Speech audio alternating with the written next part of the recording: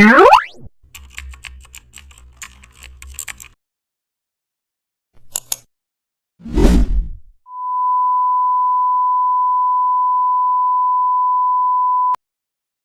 back to the channel, and don't forget to like, share and subscribe for more updates. Today we are diving into an exciting tutorial how to create a vintage travel poster. Today we will design a retro travel poster that feels straight out of the 60s.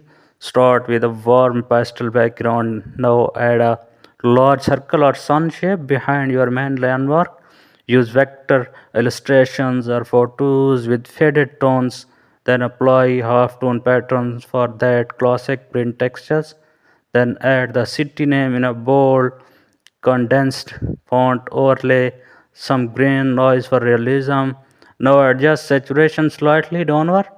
The result, a timeless travel poster that brought vintage vibes back to the life. Thanks for watching.